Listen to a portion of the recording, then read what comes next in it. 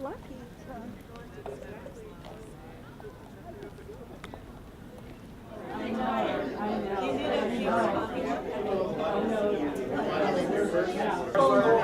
Yeah, well, at our theater, they have really strong announcements. I don't know if in California. Well, they do. Yeah. Oh, yeah. Oh, no. I just finally connected with Barb, and I was bring Helen and Cora. Yeah, but that didn't work out. Well, part of it was in.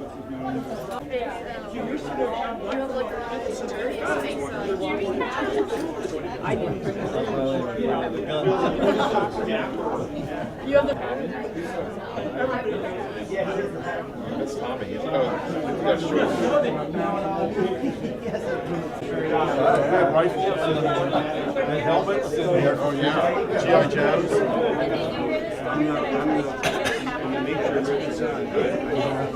Hey, cousin. Mac, MHTP, and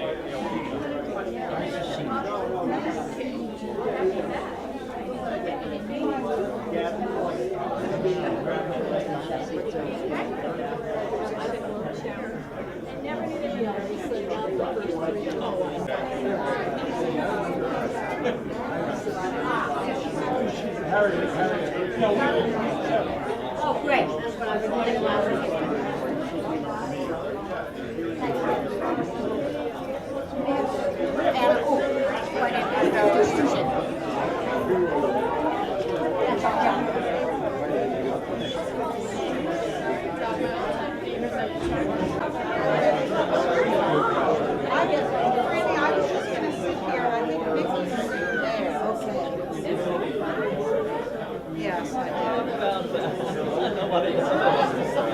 That's the only way I know. That's the real deal right there. Oh right. I like the aluminum. It was more than the.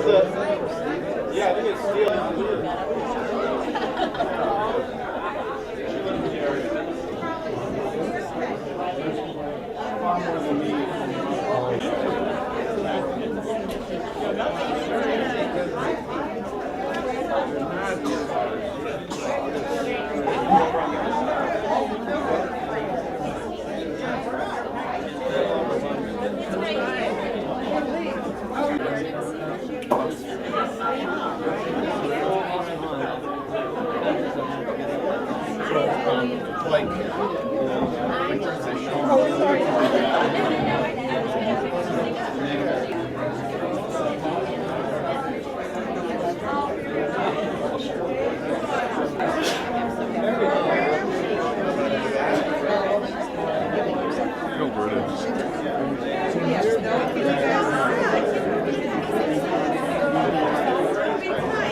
Good morning, everyone. Youngest brother Bob, who is with us this morning, and it's my pleasure to act as host and MC for our celebration this morning. I'm going to talk a little bit about George, and then we're going to be able to experience the things that George loved in life, which are music, people, and the connections that those bring together in someone's life. To me, that's going to sum up George Melchiades Coleman. As I thought about what George meant to me and the parts of George's life that came together to form the patchwork of his time with us, I thought about a number of different topics and areas, but they all came back to one that I'm going to start with. And to me, it's more or less the magnum opus of George's life. And I can't start anywhere but with the more than 70 years relationship and partnership he had with Peggy. From that, George became an incredible man that touched not just those of us in this room, but the entire world. We're going to hear about that. George and Peggy, their own love was able to be shared with friends and family. They have 4 children, 9 grandchildren, and 5 great-grandchildren to date. I bet there'll be more over time. Most of whom are with us this morning, but are representative of that love and that family and that community that has touched so many of us. So Peggy, we're here for you and your entire family, and we're honored to be a part of your family. Thank you. I want to start off and say that I think George Coleman was one of the most genuine and decent men I ever met. George knew how to state his opinion and the truth with honesty, but with great tact and sensitivity. It's not something we can all do well. George knew the difference between the needs someone had and their wants, and George was able to prioritize making sure the needs of his family and himself were put before those things that they may have wanted. And George never gave up on a single person that came into his life. And nothing was more evident than even when there was strife in his family of origin, George found the path forward to have a lifelong relationship with his father. Because of that, I was able to learn more about my paternal grandfather in his later years. George was intellectually curious, and he was a very active and engaged listener. I love being able to sit with George and have conversations about politics, history, or what was just going on in current events, or about our family, talking about Ireland and our family, or the origins of our family. Personally, I think George's sense of humanity and social justice are what really left a mark on this world. When I was young, George and Peggy had a rainbow of friends and colleagues, but they never had any labels or qualifiers. Not to friends or not to family. They were just who they were. Ironically, if you ever went out to dinner with George Coleman to a restaurant and the waiter might have not been from the United States of America, George was going to find out where they were from. In detail, he would ask questions. Ireland, what part of Ireland? Oh, Croatia. Well, was it when it was Yugoslavia? So there was a lot of irony there. George was one of the most impactful people I ever met. And it was through his accomplishments that I'd like to put in sort of three dimensions. There were George's public accomplishments. There are communities in Africa and in Brazil that to this day are leading better lives because of his work and his professional endeavors. There are individuals in Northern Virginia who were counseled by George in his second phase of his career who led happier and more productive lives. Personally, and I touched on his life with Peggy, George's ability to form friendships, be a loving father and brother, uncle, grandfather, great-grandfather, seemed effortless. He seemed to be able to embrace us all and keep us in his sight and in his life in the most incredible way. But George also had private accomplishments. George was an incredible artist, an incredible musician. And there are his works of music that we'll hear today and his art that is in many of your homes and his family's homes that will live on. The reason I bring up this public and personal and the private accomplishments is I don't know many people that in their lifetime are able to excel in all three of those areas and make those come alive. We all want to be able to take our God-given private, the personal talents and find the time to experience them and get involved, but we don't always do that. Professional endeavors and family complications and relationships take priority. George seemed to be able to line them all up and keep them moving forward throughout most of his life. It's really incredible. I'm going to talk a little bit about my George, the one that was so meaningful to me. Tonight, I'm getting on a plane for a work trip, and I'm going to Sao Paulo, Brazil. It was not aligned because of this event, it just came together that way. But I speak Portuguese, and I'm able to actually marry up my work with work in Brazil. And it all goes back to in the 1970s sitting around tables and hearing Tito and Heather and Leslie and Peggy and George say, "Oh, muito bem, obrigado." What are they saying?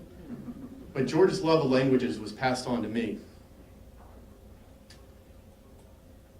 More deeply, when it came time in my life when I realized that I was a gay man, and I shared that with George, George was able to embrace me in the most unique way ever. George never once brought caution of what that might mean to me in my life, or maybe I should, question whether I was gay. It was never anything that George had to get used to. When I told George, my ability to share in a raw way with George made a connection between us that only let him know me better. And he never looked back. He never looked back. It neither made him love me more nor less, but it certainly was a factor in our ability to have a very, very deep relationship. And I will never forget that discussion I had with him.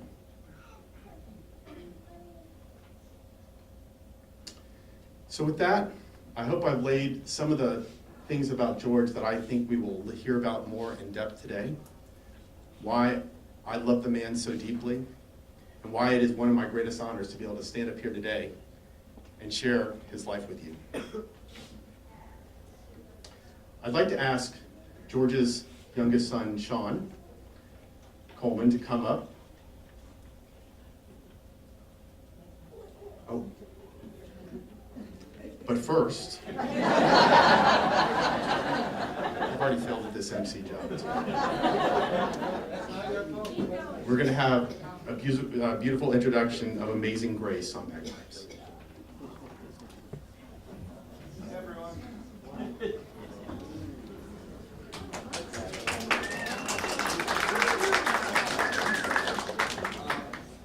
I'm not used to playing indoors. This is going to be very loud.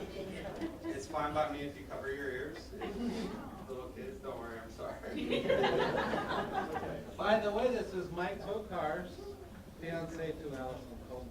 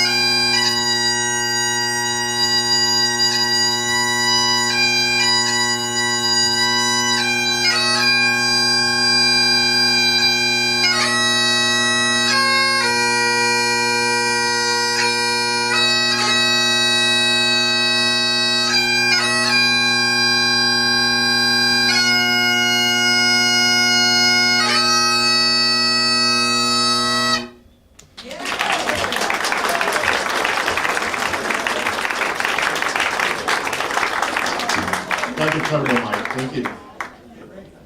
All right, Sean Coleman, can you join me up here? Where are your bagpipes? Where are my notes?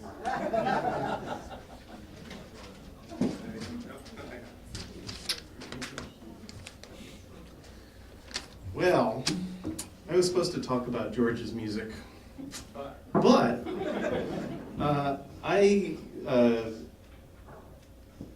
it was a very important part of all of our lives, hearing George playing piano in the house.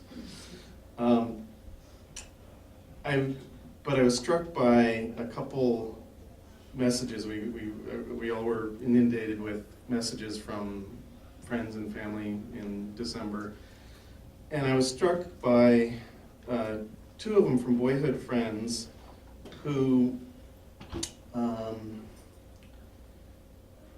went back 45, 50 years into their past to pull out memories about George, and they hadn't seen him much in the past several decades.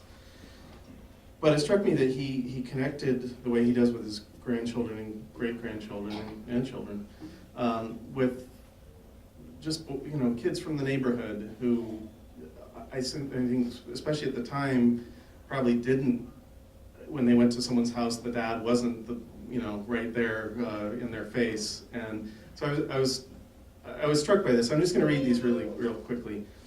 One was from Peter Baldwin, who lived nearby.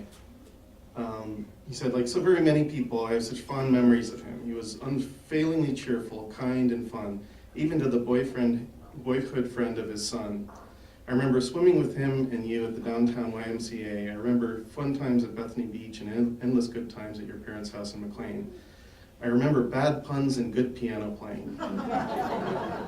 His spirit of play never far below the surface, and he took our childhood games very seriously, never making us feel silly or little, which I thought was really nice, is the way he would bring anyone in, no matter how small. You never felt that you were, you weren't part of the room. The other one was from John Sherwood, who lived next door to us. He wrote and said, "Oh, those photos made me sad/happy. Long time since I had seen George, who was an inspiration to me on many levels. Inspired by a sense of adventure and exploration of the natural world, finding great delight in things that never before seemed to me trivial: beach plums, pancakes, raspberry bushes, the smell of things, the humor in everyday human behavior. Fearlessly faced the world with an open mind, unconcerned with inhibitions." Much like those Speedo moments last night. He dared me to eat a lemon once. Never tried that one again. In many ways, he was my pops across the way. I have fond memories of that great man.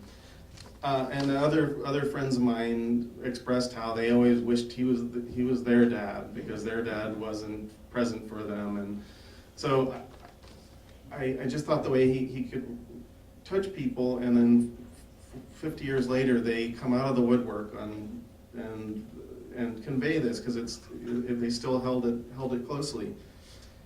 And I think in that way he always had a pervasive spirit of inclusion. And for all of our friends, no matter what they were, where they came from, he and Mom always brought them into the house and made them feel as if they were just part of the tapestry.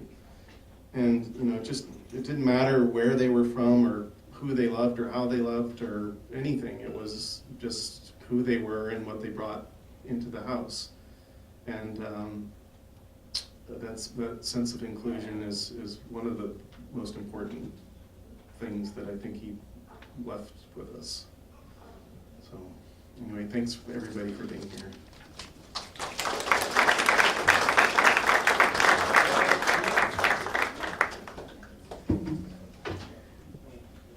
We're going to have a musical interlude, a sonata by Beethoven with Margaret Wright.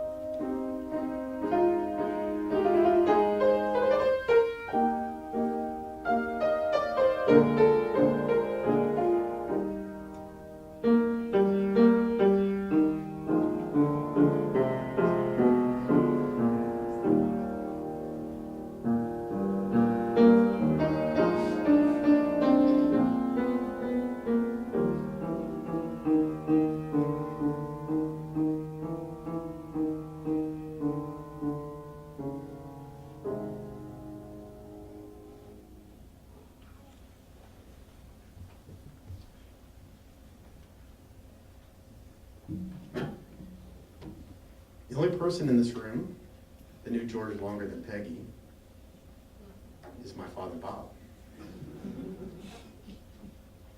And I'm going to ask Bob to come up and share a few words of his loving and long relationship with George.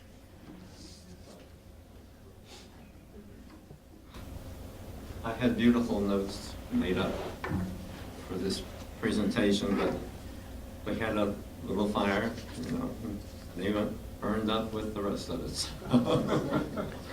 But nobody ever loved anybody like I love my brother.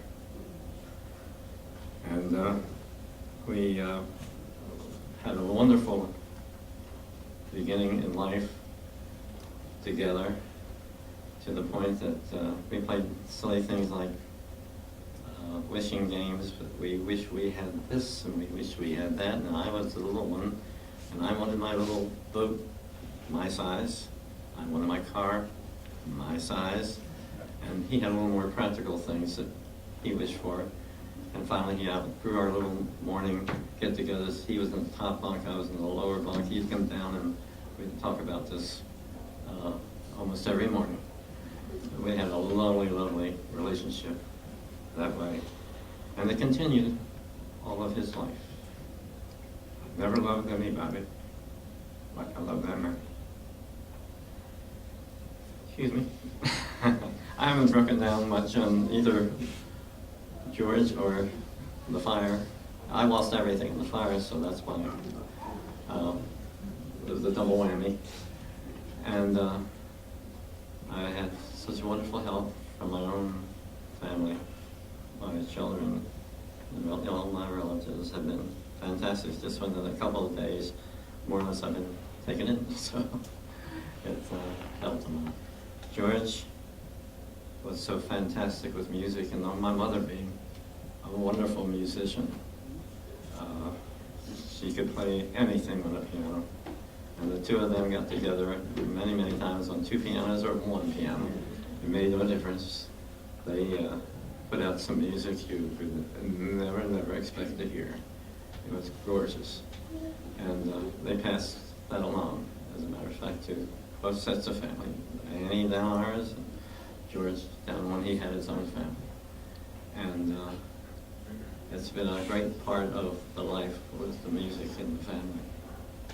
And in the creating music, if you remember George's little dun dun dun dun dun dun dun dun bum bum bum bum bum bum bum bum bum bum, that'll always stick in my mind.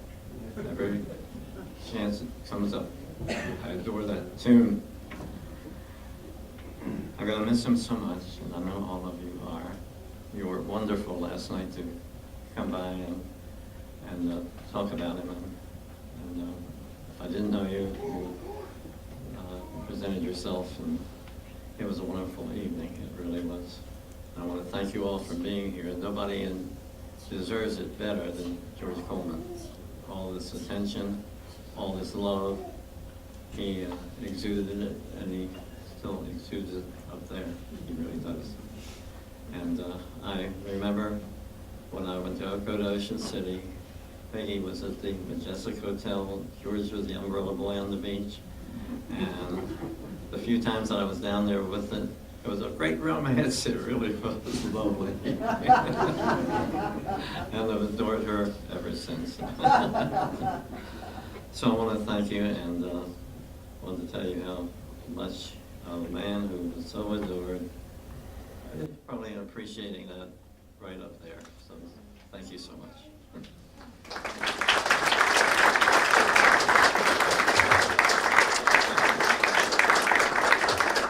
Thanks, Bob. like to ask my cousin Heather Struck to come forward. She has to talk about what it was like to share George as a daughter.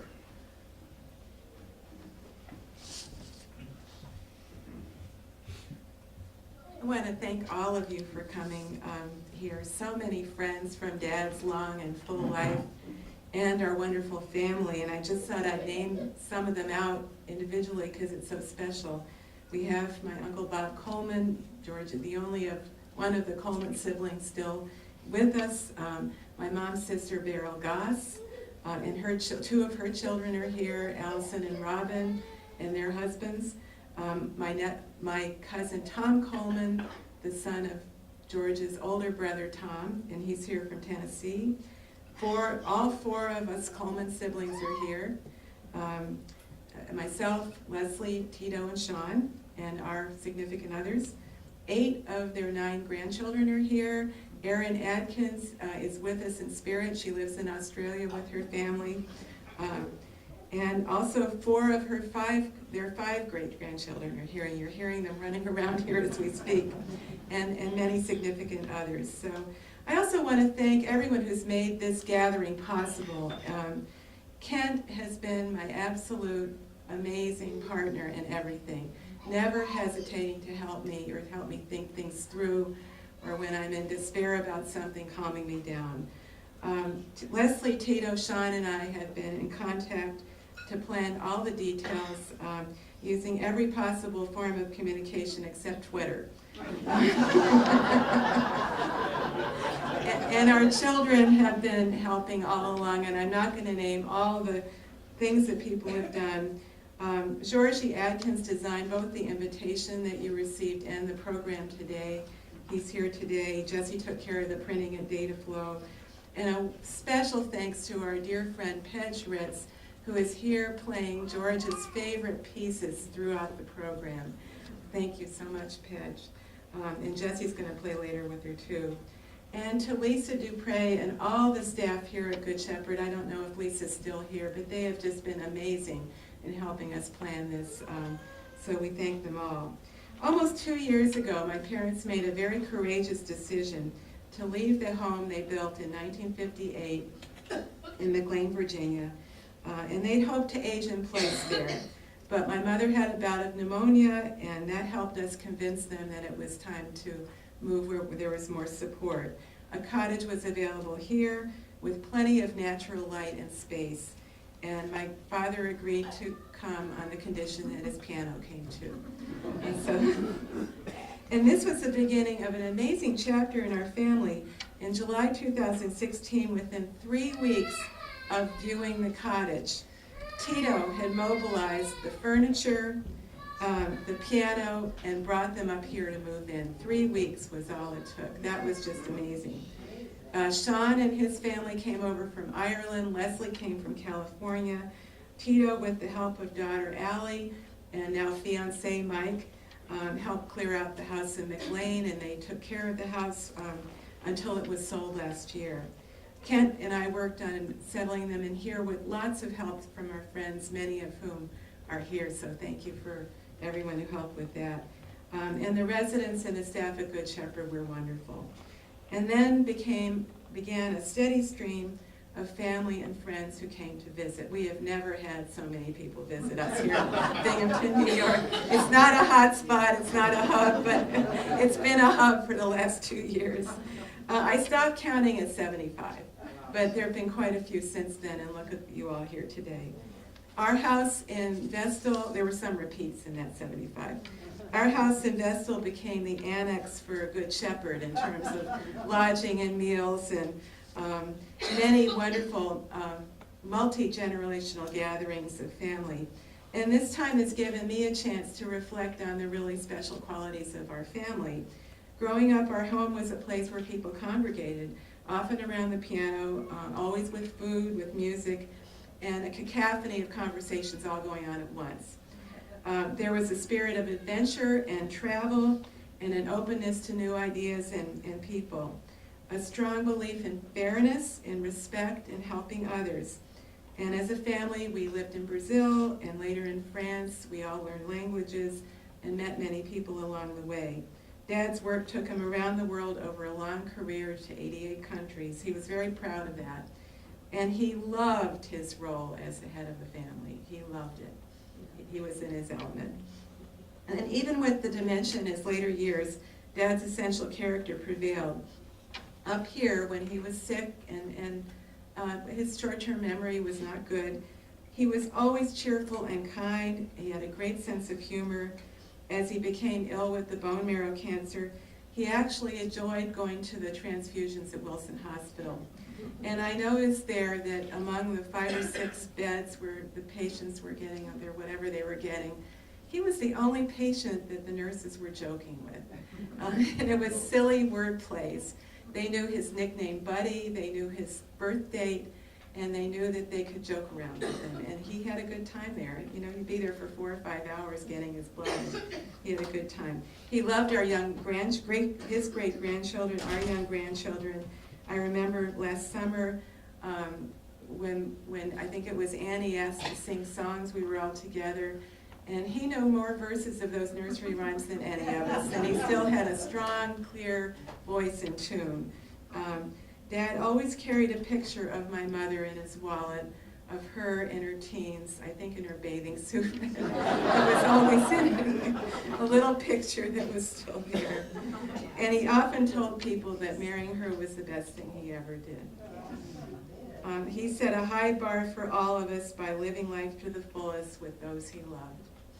Thank you.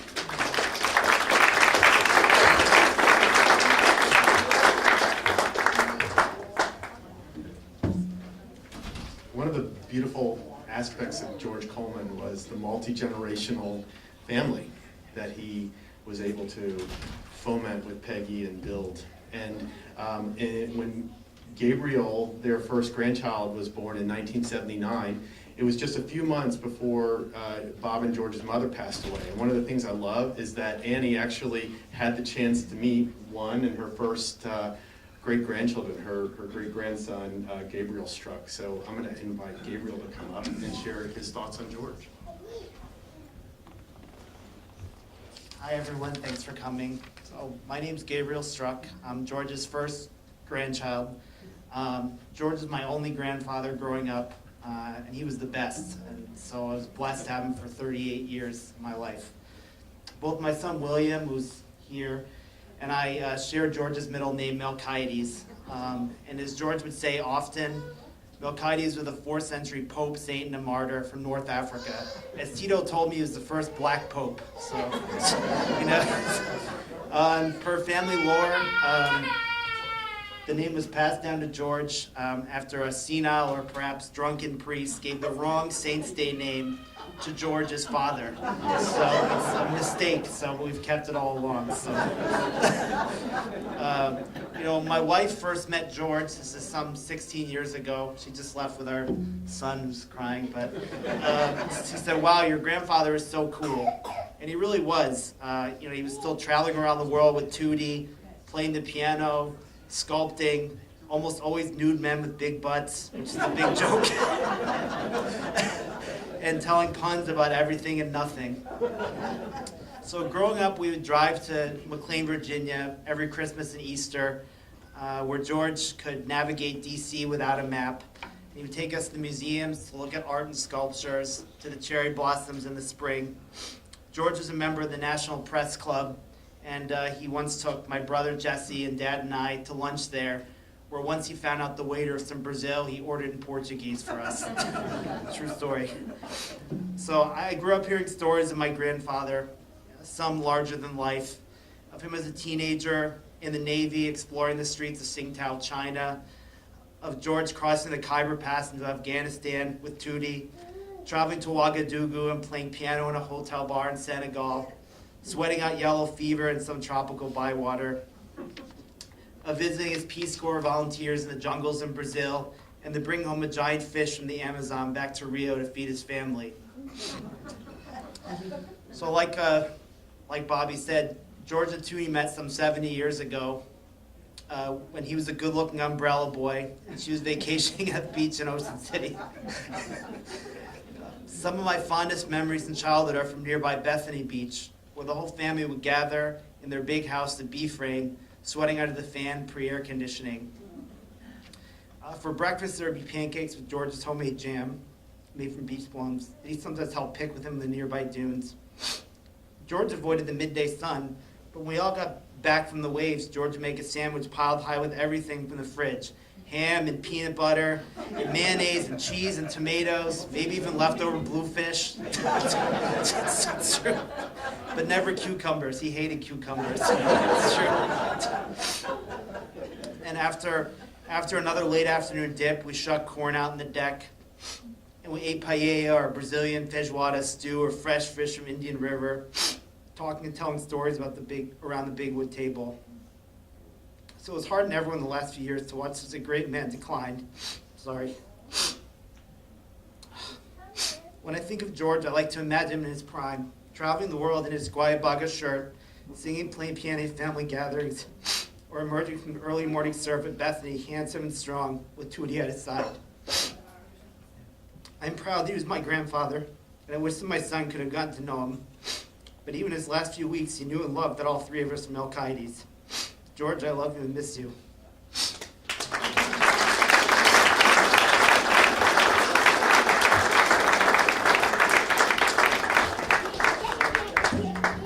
I believe another one of George's grandsons, Jesse Struck, is going to accompany Pej Pej will be on piano, and we will hear Gershwin's Prelude 2.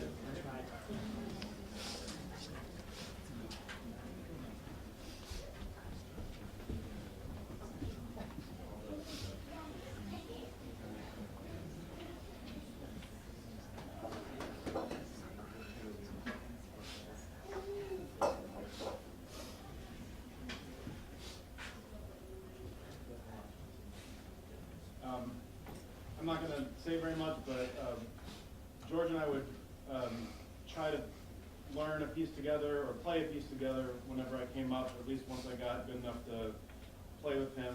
We shared our love for music, and this is one of the pieces we played together.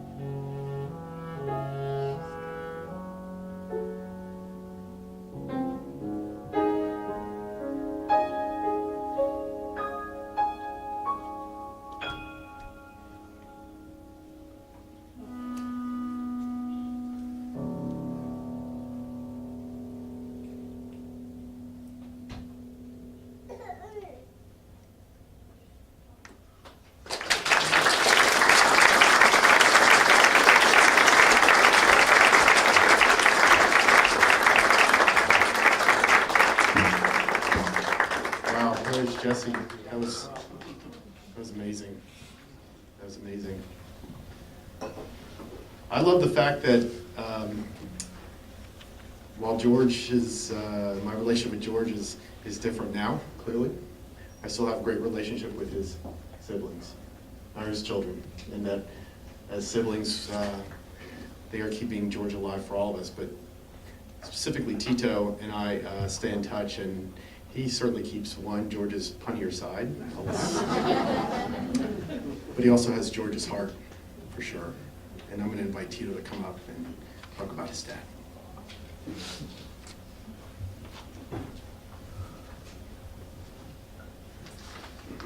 Well, Jesse just ruined it for me.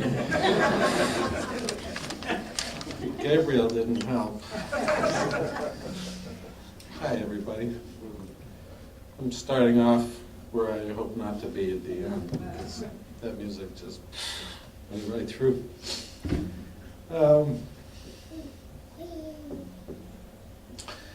Dad reached everybody where they were at, and I'm noticing with all these presentations and comments, everybody had a different experience of George, whether it was workplace or which grandkid or whatever place they were coming from. He had this amazing ability to tune in where the person was coming from. And I think all of you felt that in different ways. He's a husband, he was a father, a patriarch, a best friend, a mentor, a father-in-law, a team leader, a pianist, counselor, sculptor, role model, chef, humorist, unapologetic, liberal, and humanist. It's a big list. All of you raise your hand who had some part of that with George. Yeah, see what I'm saying? He opened up the world for all of us. The kids, Mom. First his stories, and then he took us out there. He took us to Paris, he took us to Brazil. He brought the stories home, and sometimes the people home. Mom wasn't always so pleased with that last part. He brought some of you home, in fact. And decades later, we have this wonderful relationship.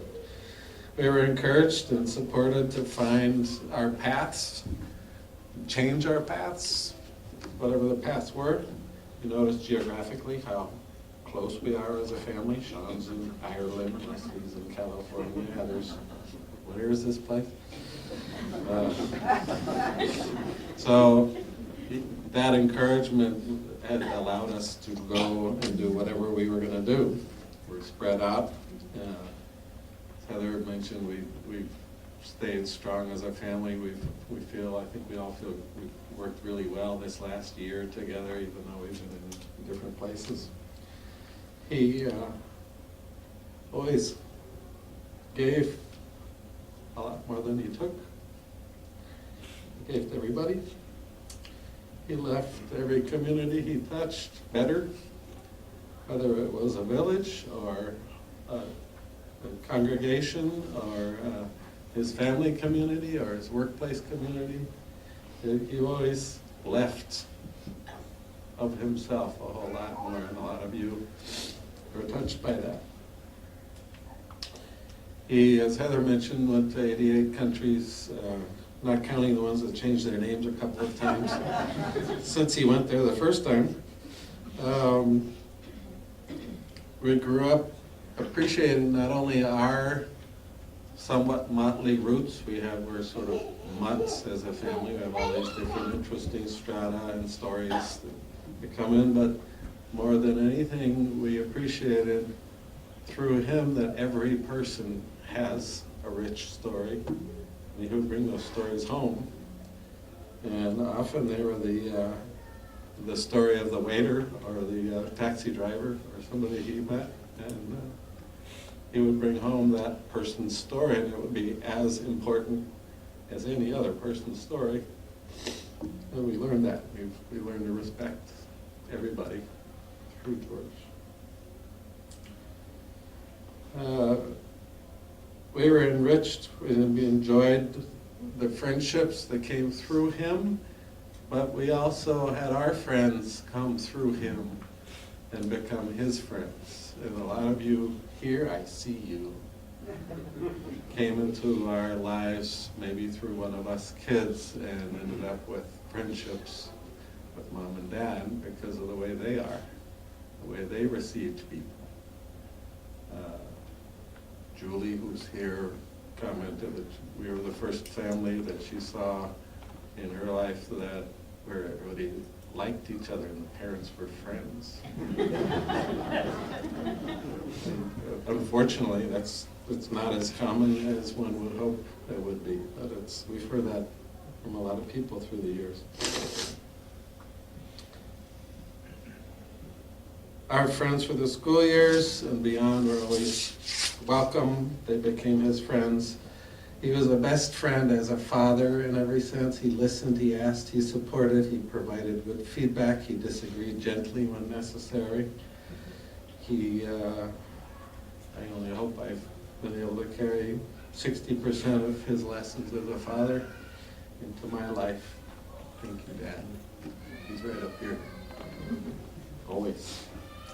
He championed mindfulness before mindfulness became a thing. Before there were books about it and seminars and things like that. But he taught us all mindfulness as the punishment when we did something wrong, and Johnny Grabowski is here, he can testify to quite a few of the things that we did as kids. Experimenting with the impact of gravel on car windshields. Testing our limits for drinking creme de menthe stolen from Johnny's father's liquor cabinet. And at 9, it's just not really good. But Dad's reaction was always, it was never the belt. It was never one of those gratifying punishments that all my friends would get when they got in trouble. You know, no, it was much worse. It was torture. He would say, "Why don't you go to your room and think about what you did, and come back with some analysis, maybe a plan for fixing the problem." And Mom and Dad were both that way. We were forced to deal with the consequences of what we had done. I learned how to save money for windshields at age 9. That's been a skill set that has carried through my life. I'm pretty good with money. I save money, and it's a good thing. Terrible punishment when you're getting it. Full on, think about what you just did and what might have been done differently. But it's a good thing to carry through. Love, generosity, fairness, humor, empathy, good chocolate, essential truths and lessons from the book of George. His worst deficiency was not sorting his socks to Mom's satisfaction. It was sort of a mess. The whites were mixed with the browns. Some didn't match. And obviously, we've made reference to his really, really bad puns. He enjoyed to the last and was still making. His friend networks became ours and ours became his. Many of you are here spanning decades and generations of friendships that have continued to cross-connect. And yesterday I was struck, Gabriel and Melissa were driving back to the hotel with Bammy Juliet Sherwood, our next door neighbor from McLean, who I don't think Gabriel had ever met before until yesterday. Is that true? And Alan Zuckerman from Bethany, who they did have a connection, but there was this like, here's a classic car of Georgeness. All these, what are all these people doing here together? And they're all connected in different ways, and all of you have these connections and stories. Anyway, all we can do is try to leave this world a better place, like George would have done, and continue maybe listening to his advice. He's still around. We're not going to miss him because he won't go away. Thanks.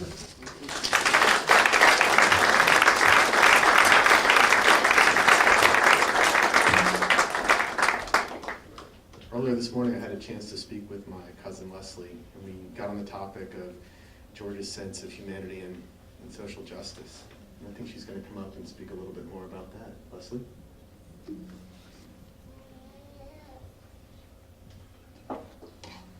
Hello, everyone. It's hard even to continue what I was planning to say. It's all been said so well. But I'm just going to touch on George as a mentor and a champion of people.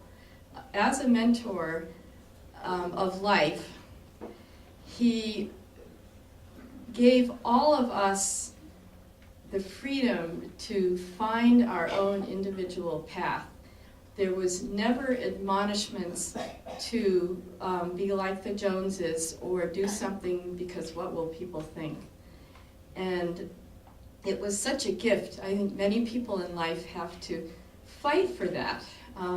They have to fight to be able to find their own path. And I feel blessed and spoiled because from the beginning, I felt like I could be who I would be, and I am different. And I've been able to live my life differently and make choices that other people don't make. And also as a result of that, my husband Alden and I have the most amazing and beautiful families, 4 of which are here. And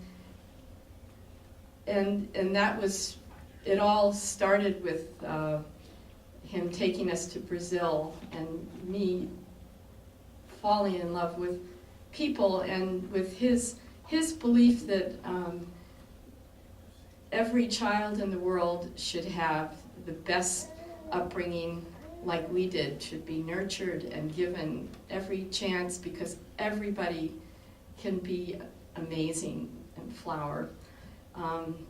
So in his life, he was one of the few people in the world who I've met who actually believed that, and he lived his life that way, and I've certainly incorporated it into my life. But not just in his personal life, but in his work.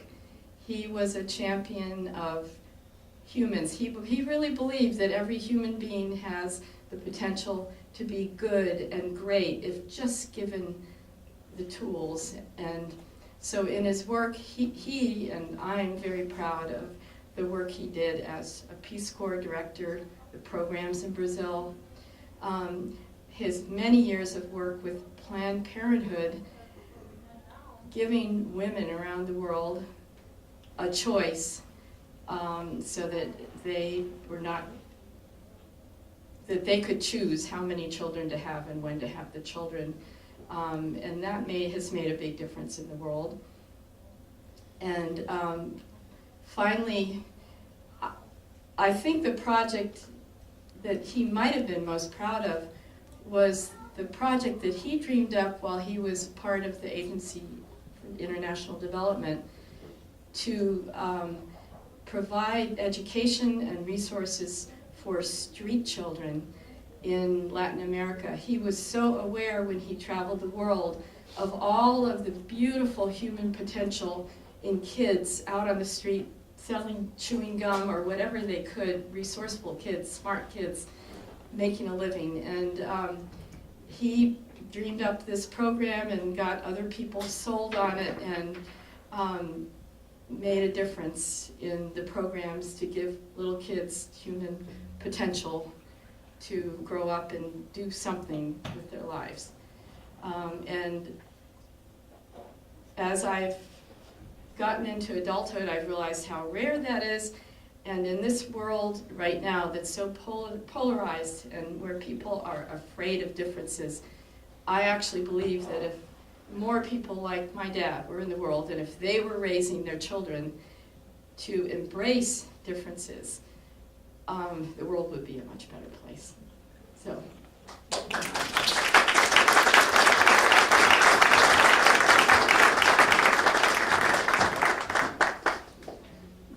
Many of us knew George as Uncle Buddy, or Buddy. That's his nickname.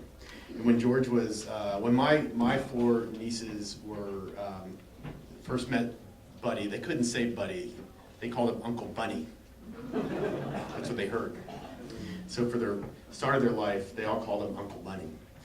So, and it continued. Yeah, he never lost that moniker. So I'm going to ask one of George's granddaughters to come up, Zoe Atkins, and she's going to talk about Buddha's belly and other stories. And I have the feeling it's going to be similar to the Uncle Bunny story, as George was an awesome grandfather and a loving and fine grandfather.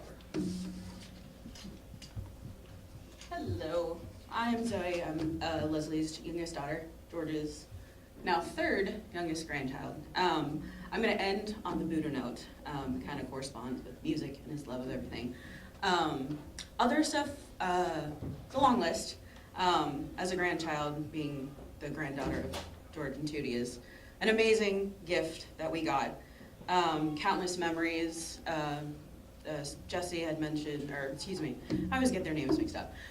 Gabe had mentioned being at the beach and that long table and all of us kids, the thing was shucking corn on the deck. We played a game of who could, there's a little basket down there, who could throw them in there the most. And whoever lost had to go all the way down and pick them all up. So none of us wanted to lose that one. I loved going to the McLean house. It was a mini vacation from our home. We were in Falls Church, so we weren't that far away.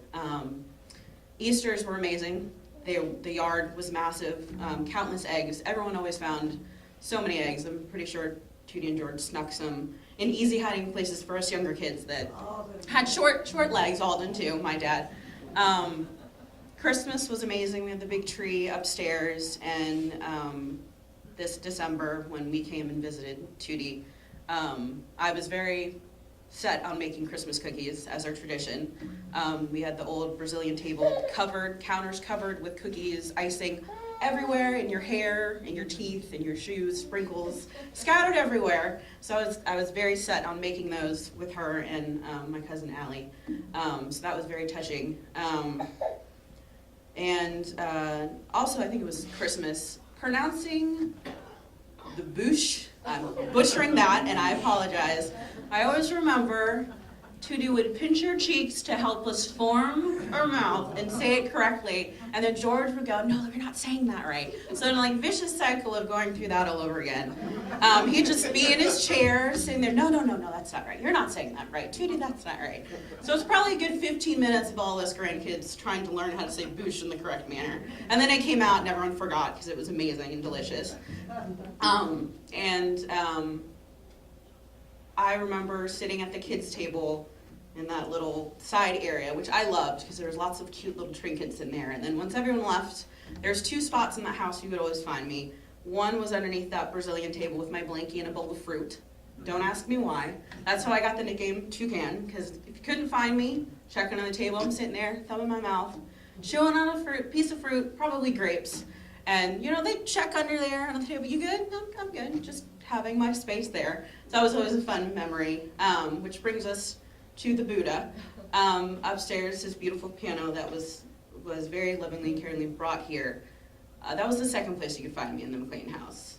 Being one of the younger cousins, there was a lot going on. We have obviously a lot of family. So everyone's running around chasing each other, all the grown-ups are talking, the dogs when they were there were barking. So I would go underneath the piano, and the way to get into the piano was my little secret. Everyone has their secret knock to their clubhouse.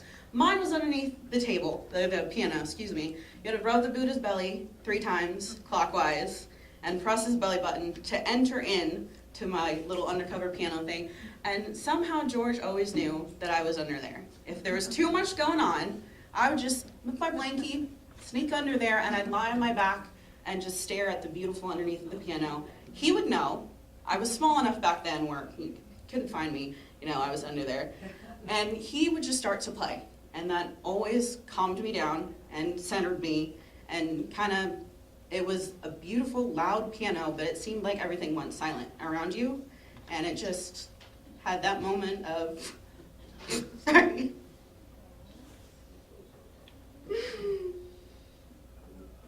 He just knew that that's what I needed to calm down, and every time he stopped, he gave me that moment, and I'd say, another one, please. And we shared that moment together, and I just makes me so happy to hear all his music and see how much it has touched everyone. And hearing him play, just, it makes everything calmer, and my heart fills with love, and it's one of those things where I will cherish forever. And it was just one of those moments where it's every time he played and people would come around, even if I was underneath that piano, just getting my ears blasted by beautiful music, it just brought everyone together. And that was the centerpiece, and Tootie would be there by his side, and you just listen to him play, and it's one of those things where it brings joy to everyone that's been a part of his life, and even though he is not physically here, that's one thing that will carry on for generations. His piano and his music and that Buddha and what it meant to everyone, and the symbolization of unity between family and friends, and that's one of the things. If so, you know George, yeah, he plays the piano. That was his thing, and that branched off into, you know, his heart, his kind, how he treated people. That was his kind of his staple. So, and I wanted to share one more thing before I fully break down in front of everyone. There was two moments. We visited George a couple hours after he had passed. We had just missed him, and I was sitting talking with Tubi and Heather's house, and we were just sitting on the couch and quiet, just kind of gathering our thoughts, and all great memories and stories, and she looked at me and goes, now I can figure out who I am again. And that was a really big moment for me to know that she was going to be all right, because as grandkids and her kids, we always wonder about that, but having that moment was amazing to hear. She, it was her moment of, I'm gonna be okay. And then we helped Tootie pick out her fantastic outfit when she came to California, and my mom told me this story, so I apologize if I'm stealing this from you, and then I'll let someone take over so I can cry in my chair. Mom was helping her try on a dress and get, you know, everything fitted together to where she liked it size-wise, and there's another woman in the dressing room, and she came out crying, and I was like, oh, I hope she's okay. And she came up to my mom and said that she was really, really moved by how caring and kind the moment in the dressing room with Mom helping Tootie was, and she was really, really touched to see that, you know, my mom and her mom had that very special moment together. So I thought that was really important to share. And I'm sorry I you know, overstep boundaries, but just to see that even though George is not here, that moment that really wasn't relative about him is, you know, making people we don't even know cry, and how beautiful the connection was there. So thank you. Sorry I rambled on and cried, but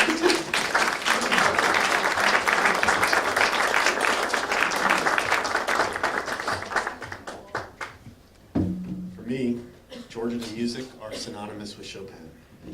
So we're going to hear Chopin's Ballade Number 2, Opus 38. Okay.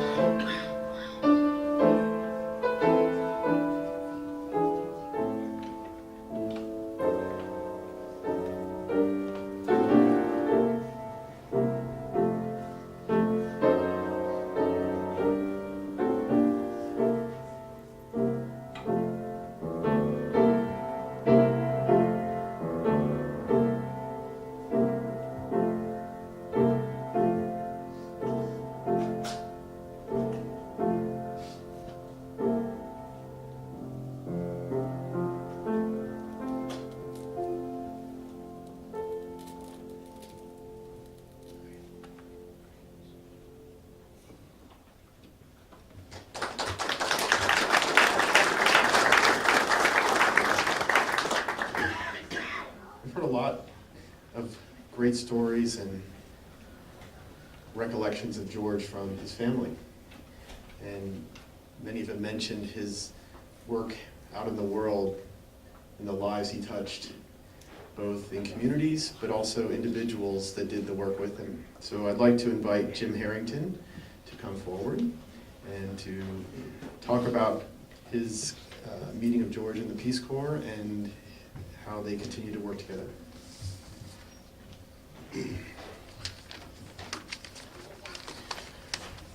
Wow. Hi, everyone.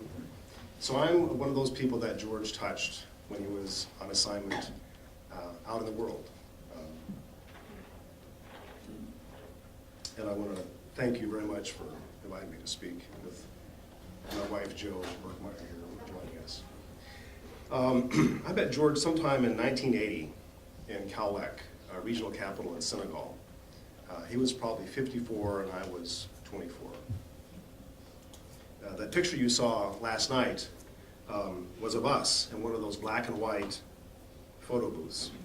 And me with my Carlos Santana hair, and George in his Guayabera, shirt that he loved to wear that others have mentioned. I was finishing up Peace Corps service in Senegal, and George was the first Peace Corps director in Brazil. And I can see why what I'm going to tell you happened, because of his love for volunteer service.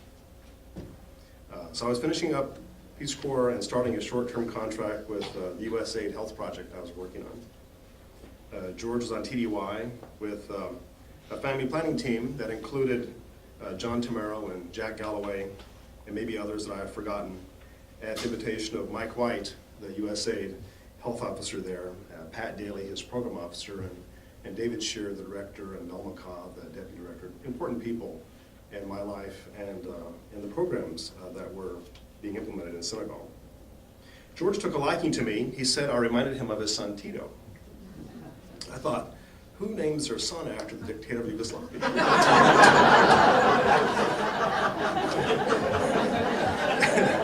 But I guess, because Marshal Joseph Tito was a benevolent and much-loved dictator, it was probably okay. So anyway, I didn't actually meet Tito Coleman for several years until he and Ann invited me and my young family to visit them in the Dominican Republic in 1988. I was posted to Haiti as director of a family planning project. Mike White, who had moved there with AID, convinced me to take the job. After graduate school at UNC Chapel Hill. We drove overland from Port-au-Prince to Santo Domingo and met up with Ann, Tito, and the girls. What a surprise. Tito was almost like a young George, with nonstop puns, lots of laughter, and an easygoing spirit. So I'm kind of digressing here. I should really get back to Senegal. During one of his TDYs, George asked me what were my plans for the future. I had no idea. I was way out of my element, being the first to go to college in my extended family of Chickasaw, Irish heritage from Oklahoma, having never traveled anywhere before Peace Corps. Barely out of Oklahoma, Colorado, Wyoming, Texas in that order. I'd never been past the Mississippi River before going to Senegal. So I asked George, what should I do really? He said, go to grad school, get a master's in public health like me. He went to Hopkins. Your experience in the Sin Saloon Rural Health Project is perfect for this type of training. Go to grad school? That was like going to Mars. In my mind, totally out of my experience. Nonetheless, I took his advice and I applied to several schools with shameless letters of recommendation from George, and ended up going to Chapel Hill. During the same time, I had fallen in love with another volunteer, Carolyn McCrossan, who was from Pittsburgh. George, and by vicarious extension, Peggy, were very encouraging of this relationship. Carol and I were married on August 1st in Pittsburgh, a month after we got back from Senegal. But neither of us had any money for a honeymoon. And I had to be in Chapel Hill to start grad school later that month. So George and Peggy kindly offered us their beach house in Bethany Beach for our honeymoon, the B frame. Not the A-frame, the B-frame. And I remember George saying how proud he was that Tito had helped build most of it. Wow, what a place. It was like heaven to us to be there. and such graciousness. There's much more I can remember about George. Lunch at the National Press Club, talking Portuguese to the waiters, playing the piano at the Lagon Deux in Dakar, opening up the McLean House to us, and we traveled between Chapel Hill and Pittsburgh with crying kids, saying, "The door's unlocked, just go in." "We're not there, just go in." I was like, what? That's the way it was. The great dinners we enjoyed at their home, and hearing Peggy say, "That Ronald Reagan is such a bad man." And thus my introduction to political consciousness. George was the reason, in large part, why I followed a public health career path and was able to get great jobs with IPPF, CDC, and NIH. And now I'm at UNC Chapel Hill teaching what I did in real life. So now I'm trying to pay forward, George's and Peggy's generosity and kindness to the students I mentor, who ask me, "What should I do really?" And I tell them, just like George did with me, for which I'm forever grateful. Thank you.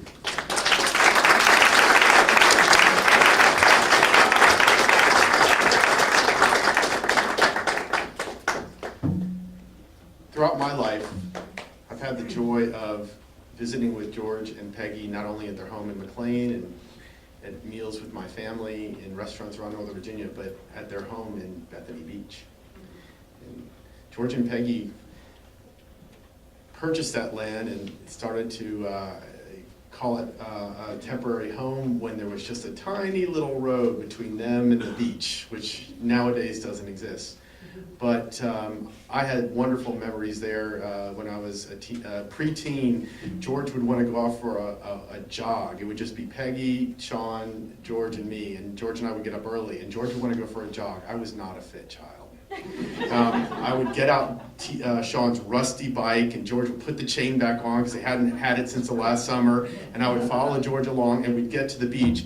And George didn't really have a swimsuit, but he still went in the water. He would just sort of almost strip down a little bit, jump in the water, have a swim, jog back, and it was just a wonderful memory. But the community that they had in Bethany was a lifelong joy for both of them and all of us that were able to share it. So I'd like to bring up Alan Zuckerman to have a few moments to speak about their life with George and Peggy at Bethany.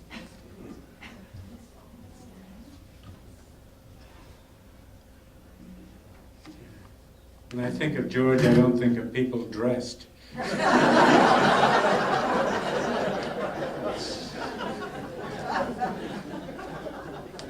Or very much formal. He really was the founder of that colony, or that compound, as Bob and Barbara, I think, always called it. And we fell into the compound when we went to visit Bob and Barbara, and they sold us the house next door. And little did we know when we bought the house that we bought into an extended family. And for the next 40 years, or until this day, the Colemans, the Gales, the Zuckermans, and the Wieners are still part of this family. And it was an intergenerational family. It was the most remarkable part of our lives because we partied a lot. We partied on the beach, we partied in people's houses, but there were always children around. Everybody was part of this party. It was a family gathering as much as anything else. We discussed probably every problem that you could conceive of, and didn't solve very many of them. We did until we got back to reality, I guess. That reminds me of today, which I'm trying to forget. George was a dear friend, and his friendship was unconditional, which I think everybody has and non-judgmental. For Bethany, I thank him and will forever. I remember him as a swimmer, as a jogger, introducing me to phosphorus in the ocean on those rare evenings when I accompanied him for a midnight dip. I remember the Ouagadougou hat when he came back. I said, who else would wear that? Yeah. Yeah. I mean, part of our tradition was making ice cream, and I was the chief ice cream maker, and George was always a willing person to mix the ice cream, but he was also the best customer. And I asked the Wieners who couldn't be here today if they could remember something, and they told me a story. I won't quite complete it because, of a story of George sitting with Andrew when he was their son, who was about 9, talking about what's the most disgusting thing you've ever eaten. I won't get into the details, but George won.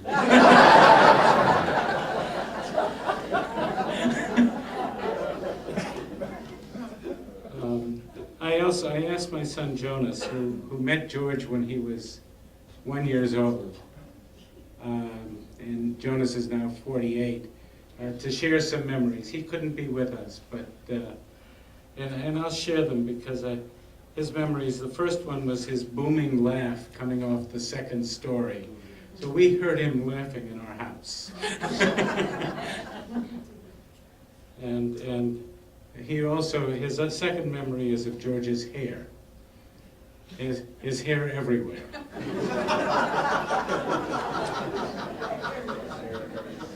No more detail. His hair. His sculpture. And Jonas said, I've never, really, he said, I don't know that I've ever actually seen someone sculpt in person before, George. And I remember being fascinated by the entire process and confused as to how a lump of clay could become a piece of art, and the patience of George to explain it, and for the years that he worked on certain pieces, particularly pieces of marble or stone that took that long. And finally, Jonas said the summer, because George was really our summer friend. The summer of my youth and forever be populated with Gales, Colemans, Wieners, and the smells and sounds of Bethany. In my memory, it's eternal summer. George is sitting among the treetops with Peggy in the upstairs porch. And you know, Marilyn died 3 years ago, and Peggy, they're still with us. And obviously all of us here think of all the memories we have and continue those memories, because that's the joy of the life of George and Bob and Barbara and Marilyn, who also are on with us. Love you, Peggy.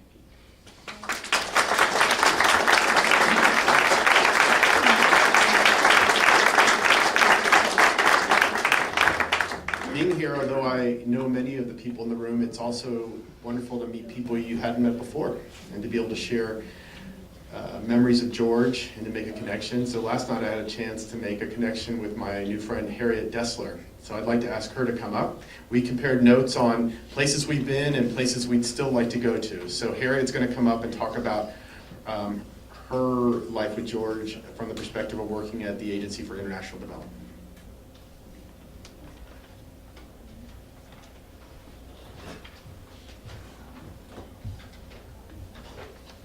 Good morning, and thank you, Rob, and thank you all the Colemans who, now I'm not going to break up now, who allowed Mac and I to be part of your extended family today for someone we loved. I think it's no surprise to anyone here how much George was loved at Peace Corps, where I first met him, and at USAID, and in the larger development community. My daughter once referred to George's generous smile, and I think George made the hard possible and fun and feasible for many of us. He was both unflappable and good company, and we, not knowing better, succeeded in bringing about a lot of change.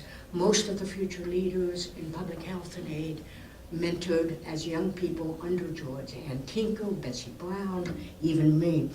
I think as the one person in the beginning, in the late 60s, in the officer population who knew something about the world, George made an enormous contribution. We were a small team of 5 demographers and doctors. None of us spoke a language. Few of us had been many places. And it was George who led the way in forging how the U.S. addressed public health and family planning in Latin America, Africa, and Asia, and how people in USAID in the larger world, as he went on to OECD, thought about these issues, which were very alien in the 60s, 70s, and even in the 80s. These were, and when he left USAID and continued at ATAC, and yes, I followed him for the 3rd time, and worked with SCAF and Anna Maria, who is here, George was once again on the forefront of developing reasonable, effective approaches in very hard places. Mauritania, my friend Betsy remembers him leading on Mauritania and sleeping out in the desert in the open air as they designed some of the first things there. And I have some notes around the corner. I said them. Okay. And finally, George and Peggy. And doesn't that sound right, George and Peggy?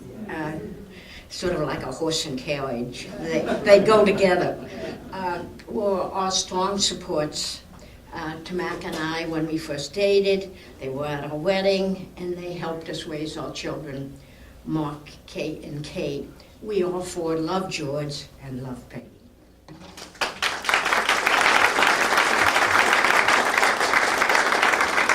Thank you very much. We're going to hear Chopin's Nocturne, Opus 9, number 2.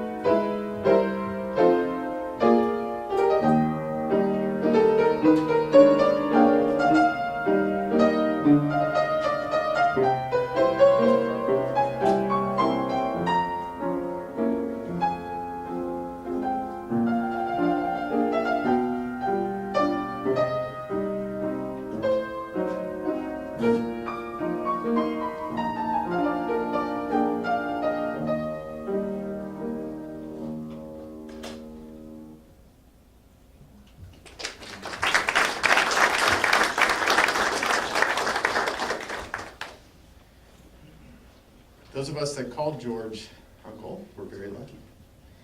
Along with the Annie and George Coleman cousins, there was also George's nieces and nephews on the Goss side. So I'd like to invite Robin and to come forward, Barrow's daughter.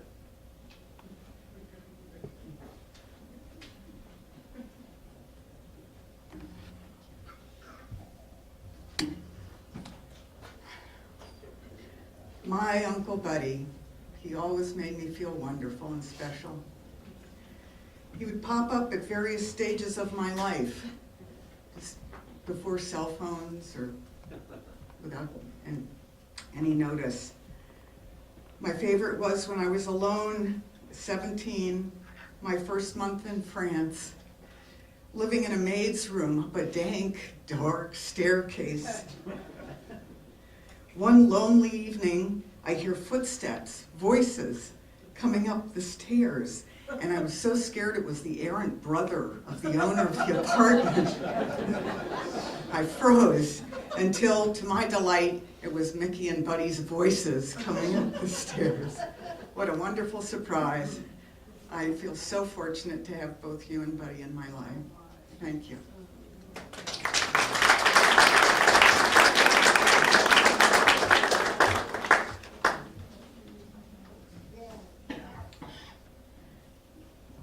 George certainly knew how to love unconditionally in many different dimensions. So his granddaughter, Tito's daughter, Allie, is going to come up and just share some of her thoughts.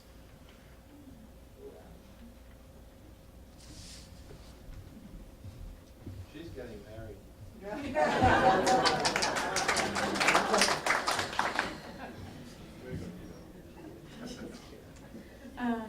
We have the privilege of hearing everyone's stories throughout his life, and I'm already checking out. It doesn't really work in this life to be able to know your grandfather his whole life, but I wish I had, because I'm so proud of him. For me, from day one, right after I was born, he took in me and my mom for the first couple months of my life, and he's, without my knowing it at the time or realizing it, started this life full of love and nurture.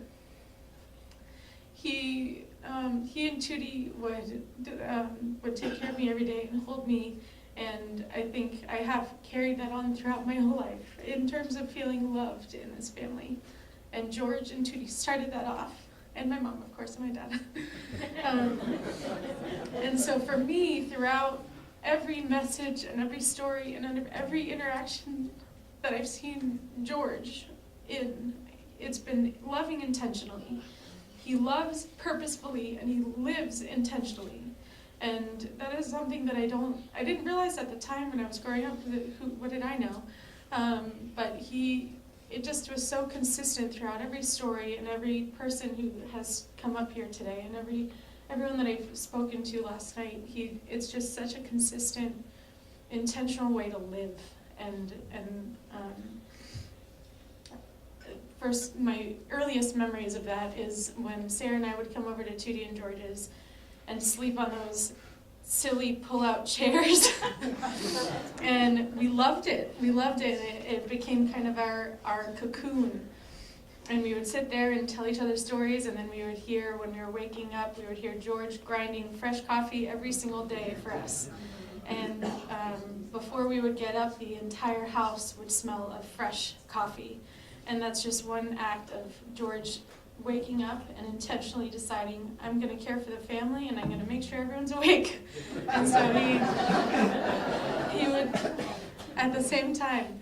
And so that kind of so familiar smell of just fresh coffee every day and intentional, and asking Tootie, have you had your cup yet? And she'll say, oh, Georgie, of course I've had my cup. I'm ready. And then he would carry on, and then he'd go to the local giant, and continue his intentional interactions. And he would go there for a loaf of bread, but he'd leave with a new best friend.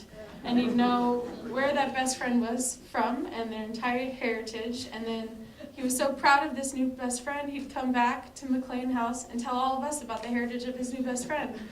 And it was just consistent in every single interaction that he had, was from the cash register person to his family, and he was so proud of his family. And I don't know how many times we heard how proud he was of his own mother, who played piano in the silent movies, or of his aunt, who was the first female vice president of a bank, or of Tootie. He's so proud of you. And of course, all of us know the story of how Tootie and George met, and the first moment that and she's even grimacing right now hearing it. But he always had a twinkle in his eye, saying reliving the first time that he laid eyes on the love of his life. And it's just so amazing. And then she'd say, oh, Georgie, everyone knows that story. But he would continue on Even the nurses at the hospital. I would know every detail and the color of Tootie's bikini and all that. Everyone knew, but that, although it was maybe frustrating for Tootie, who was with him for coming on 70 years, it came from a place of love and pride. And he would continue on with the story with a twinkle in his eyes and make sure that everyone knew how much he loved you. And that came through in terms of, for me, what set the foundation of how to love and how to interact and how to argue in the most respectful way and how to appreciate one another every single day and show that intentional love. And I hope that I can carry George every day and the relationship that you two had as a role model of how to live and how to love with Mike as I continue on. And I think if all of us carried a little bit of George every single day, and if this whole world was full of Georges, we would have no chocolate. We would have. There would be no wars, and there would be a lot of halva, and there'd be a lot of females, a lot more females in Congress, and we would all laugh every day and love intentionally. So thank you, George.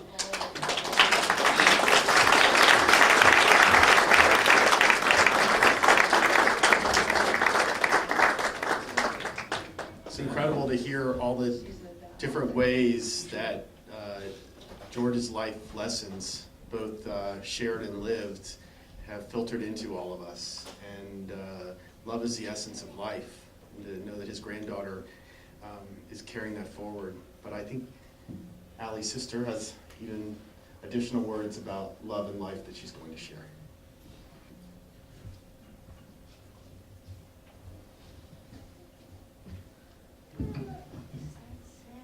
This is Sarah. And Allie is my beautiful sister, and don't you all love her? As a grandchild with Tootie and George as role models, I grew up feeling anything was possible. That learning 4 or more languages was no big deal. That having a love story out of a fairy tale was deserved by all of us. That we could conquer any big wave that came our way at the ocean at Bethany Beach. And I got to experience the joy of learning. That days were better with a crossword puzzle and several trips to the dictionary. Days were better with great coffee, chocolate, and truly genuine connection with anyone that crossed his path. And as I turned 30 this past year, I found my first white hair. And I've reflected much more than anyone should about what this white hair means to me. And I'm deeply, deeply proud of it and won't let anyone pull it out. I call it my little George.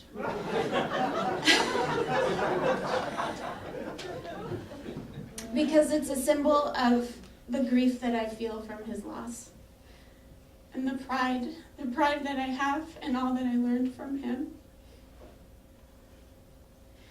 To me, my little George serves as a daily reminder to make each day worth living, to choose joy and gratitude and humor and freedom from fear every day, to conquer all of life's big waves with grace and with humility, and to embrace my creativity. And most importantly, my little George is a daily reminder to fiercely love my spouse and my family, and to make every person I meet know that they truly matter in this world. It gives me comfort to live each day thinking, what would George do? Thank you.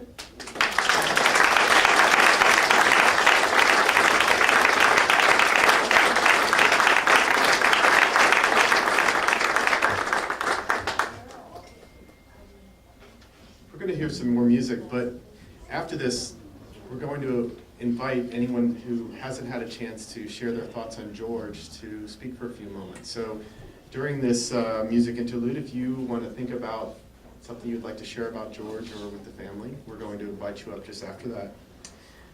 But before that, Pej is going to perform for us Chopin's Prelude, Opus 28, number 15.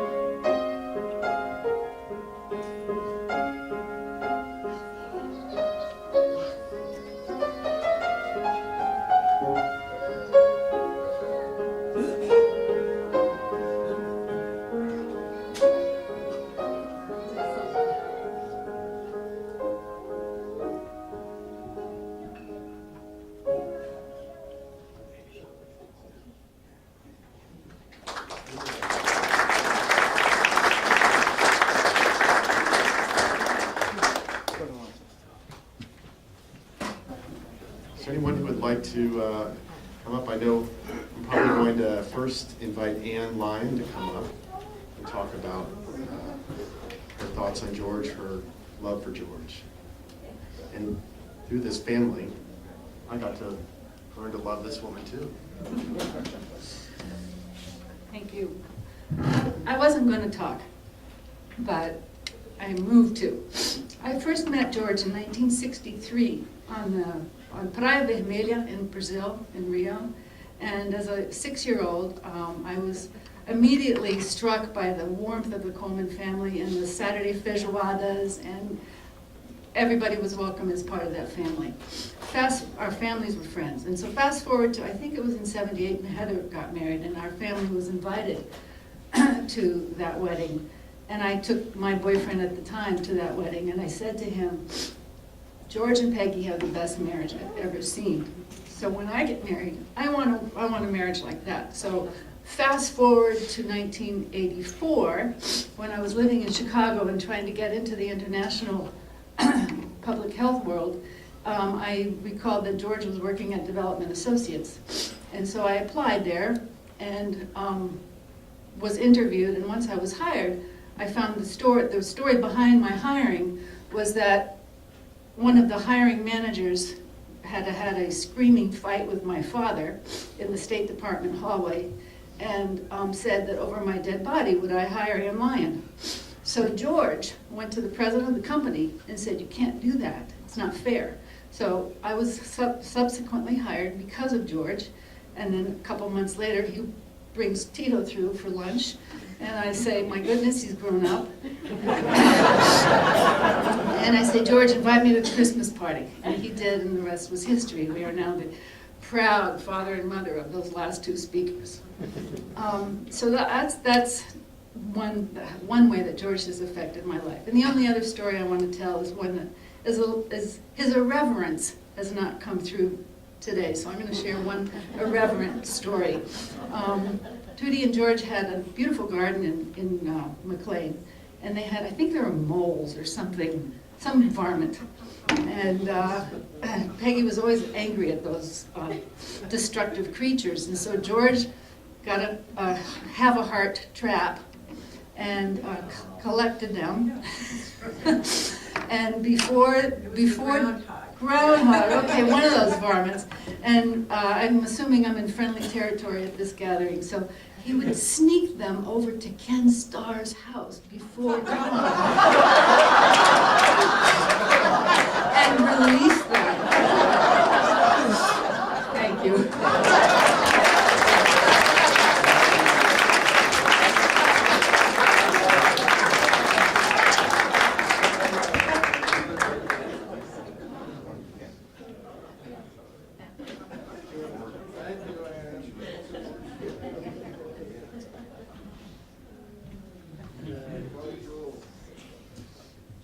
So just briefly, I'm the person who was astonished by the revelation that you could have fun with your parents when I first went to the Coleman's house in 1974.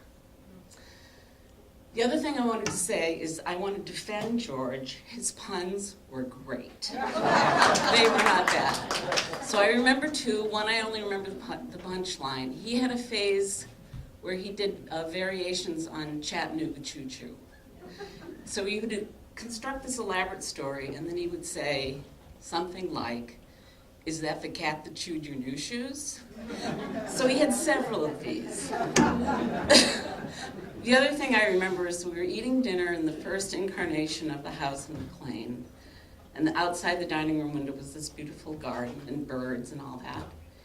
And Peggy said, "There's the evening grosbeak." And George said, "Huh, I thought we canceled our subscription."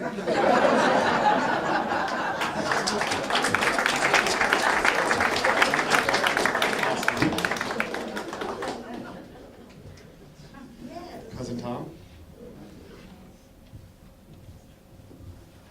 Growing up in the Washington, D.C. area, I was very fortunate, as were my cousins and my brothers and sisters, to have our families of Bobby and Judy and Buddy and Peggy and their children on many holidays. On Thanksgiving, it was never a Thanksgiving without going to Bobby and Judy's, where we all congregated and had a great time. For Christmas, it was Buddy and Peggy's, and quite often for 4th of July, it was down to Shadyside, to my parents' house on the West River. And I would like to share one very small memory, but it sure made made a big difference to me, and is something I've never forgotten. And this has to do with you, Bobby. A trick I played on you as an 11-year-old, 11, 10 or 11, somewhere around. I hope I wasn't much older, but I know it was 4th of July because it had to do with the firecracker. Okay, do you remember? Okay. Bobby was, we had a beach house, and we had a boat that was anchored not far offshore, and Bobby was sunning himself, enjoying a beautiful day away from all the other commotion in the front yard where we always picnicked. And I took a firecracker and I put it on not on top of the boat, but underneath a spot where I was savvy enough, at least anyway, not to want to hurt anybody, but I wanted to surprise my Uncle Bobby, and I sure did, because that thing went off, and he went off. And understandably so, because he had been sleeping and enjoying just a nice, peaceful afternoon. And he got very mad at me, and everyone got very mad at me, except Buddy. Put his arm around me, and we walked down to my sailboat, and we went off and sailed. Because he knew what I needed right then, when the world was against me.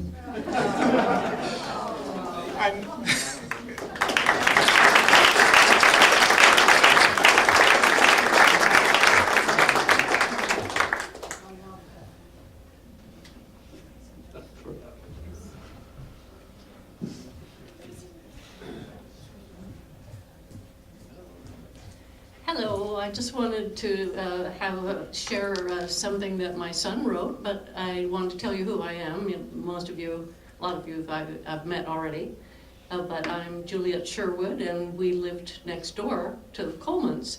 When we moved there, we didn't know them. Their house was being rented, and we heard, oh, they're in the Peace Corps in Brazil. There was a piece of land between our two homes that was not developed yet. It was a kind of a ravine. It didn't look like a good place for a home, but we knew that somebody would buy it and build a home there. So back in those days, it was in the 60s, it was hard to contact somebody in another country. They had to, first of all, find out who they were, get their names, and the address, and it took a couple months to get all of that. And we wrote to the Colemans in Brazil and said, would you be interested in purchasing this piece of property together? Well, we got an answer from George right away and said, yeah, he didn't know us from Adam, and he sent the money. Very trusting. And so we bought that piece of land and we named it Colewood Forest to combine the two names. Sean read something from my son John. We had 4 children and the Colemans had 4 children. Peggy and I were pregnant together with Sean and my daughter Jessica. And both of my kids are all really close together, so they were all mostly friends of Sean's around that age. And Sean read something today from John, but I got one from Barrett, my other son, who's a year older. And this is what he wrote. The first thing that comes to mind, eyebrows. George's were world class, as my dad used to say about anything that was the best. But if you got lost in the bramble above, you missed the twinkle below. George's eyes sparkled, and they did so because this guy knew that life was a precious gift and that it was our duty to live it. If nothing else, and there is most definitely else, George inspired that in me at a very early age. My memories are of a runner, a gardener, a chef, a drinker of wine and spinner of yarns, of a family man. But George is not someone I can remember without remembering Peggy, Tootie, as well. These two were a pair, and through it all they persevered. I mean, Nixon, Reagan, Bushes, and now this. And still they were that rock-solid team. And clearly those external obstacles to looking on the bright side are nothing to the internal ones we all face. But to me, George is George and Peggy. Not only was George married to this amazing woman, but he is also the father of one of my dearest friends, Sean Coleman. It's a testament to what a great dad George was, that Sean has followed his own path to Ireland and fatherhood, and I'm so fortunate that our friendship has endured all these years, and there's no doubt that George's spirit lives on in his kids. Now the last part is very personal and a bit odd, but whatever. So when I was about 6 and just really discovering the Beatles, I had a favorite immediately. Now I know this is irrational, but my earliest memory of Mr. Coleman was learning that he had that same name. I used to just sit over there right next door to the Colemans, listening to I Want to Tell You or Taxman and say, George, George, George, just over and over again. So I love George due to proximity on 2 counts. But that's how elemental a presence he was for me early on. We moved away from Virginia when I was about 9, and I came back on and off over the years. And the Colemans were always there, solid. The last time I saw George was when my wife Barnaby, Mom, and I attended Barack Obama's first inauguration. I'll never forget when I was squinting trying to read the metro schedule, and George, then in his 80s, looked over my shoulder and read what I couldn't. And I said, wait, dude, how can you read that? Do you have contacts? No, he replied whimsically, if you live long enough, you can read again. I really doubt that. But that was George's sense of humor, like, wait, what? That's hilarious. He kept you on your toes. The point is that that is George for me, upbeat, positive about the future, and he did it all with a twinkle in his eye.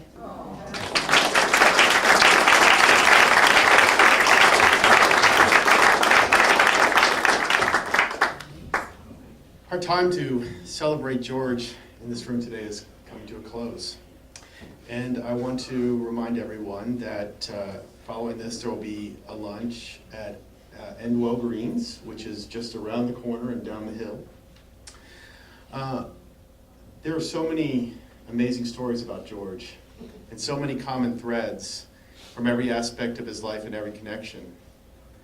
To know that we all have observed in George the ability to respect and value every person that you encounter, and to observe that in him, and to use that in our own lives to be better people is an incredible gift. To live life fearlessly, but more importantly, to live a life that is bright and creative and bold, and most importantly, to live a proud life is something that I will carry forever because of my Uncle George. And I thank all of you on behalf of the Colemans and all the extended family. Thank you for being here today.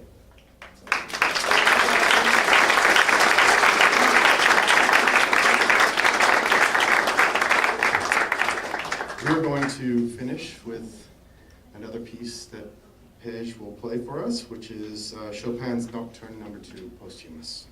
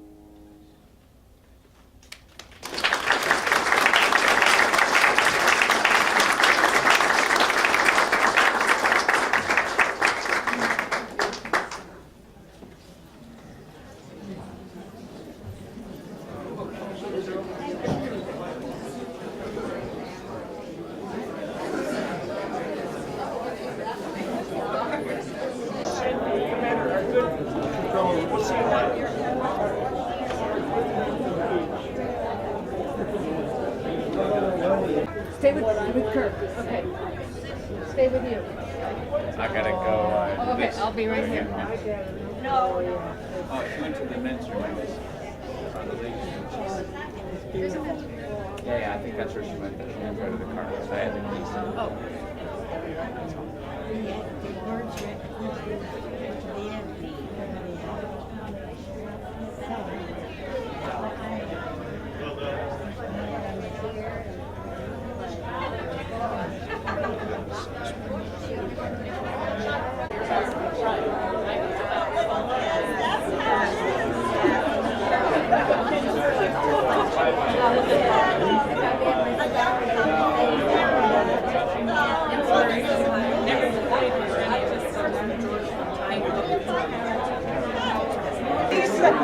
Did she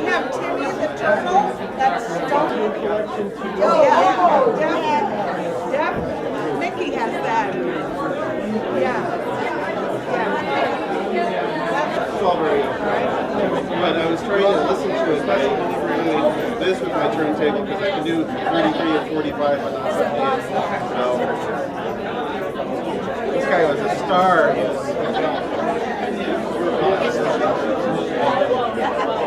Well, you should.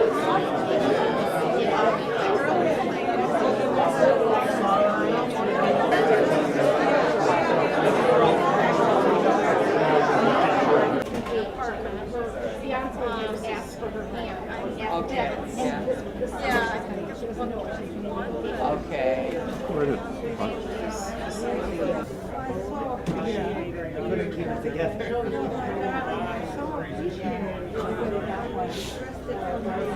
It's true. Have you seen little William and Melissa? Have you seen William and Melissa? Nice to see you. How are you? Nice to see you, Gabe. It sure has. It's been a long time.